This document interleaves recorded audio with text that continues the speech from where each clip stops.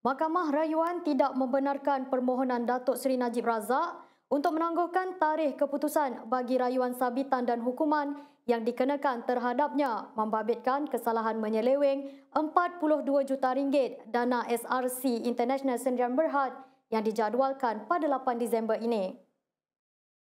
Perkara ini dimaklumkan melalui surat yang ditandatangani Timbalan Pendaftar Mahkamah Rayuan Muhammad Khairi Harun kepada Najib, Firma Guaman Tetuan Syafiq & Co dan Timbalan Pendakwa Raya Jabatan Peguam Negara. Melalui surat berkenaan menyatakan permohonan menangguhkan tarikh keputusan adalah tidak dibenarkan dan semua pihak dikehendaki hadir pada tarikh keputusan rayuan yang sudah ditetapkan sebelum ini.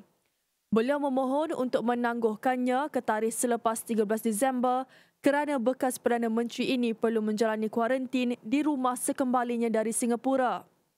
Melalui surat kepada pejabat pendaftar Mahkamah Rayuan, Najib memohon supaya tarikh 8 Disember dilapangkan dan tarikh keputusan ditetapkan pada minggu seterusnya, iaitu minggu 13 Disember hingga 17 Disember ini atau mana-mana tarikh lain yang dianggap sesuai oleh mahkamah.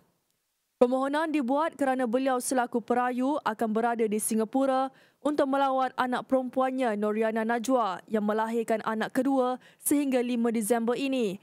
Dan sejurus pulang, beliau diwajibkan untuk kuarantin kendiri selama 7 hari. Najib merayu keputusan Mahkamah Tinggi Kuala Lumpur pada 28 Julai tahun lalu yang menjatuhkan hukuman penjara 12 tahun dan denda RM210 juta selepas mendapati beliau bersalah atas 7 tuduhan pecah amanah jenayah CBT, pengubahan wang haram dan menyalahgunakan kedudukan membabitkan RM42 juta dana SRC. SRC ialah subsidiari kepada Syarikat Pelaburan Strategik Negara One Malaysia Development Berhad 1MDB.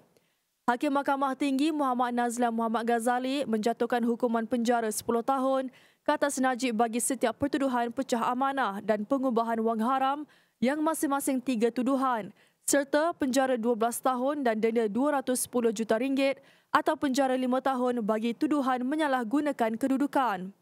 Bagaimanapun, beliau hanya perlu menjalani hukuman penjara selama 12 tahun selepas hakim memerintahkan kesemua hukuman penjara berjalan serentak. Rayuan Najib akan diputuskan panel 3 Hakim Mahkamah Rayuan diketuai Hakim Datuk Abdul Karim Abdul Jalil yang bersidang bersama-sama Hakim Datuk Hazanah Mahad dan Hakim Datuk Wazir Alam Maidin Mira.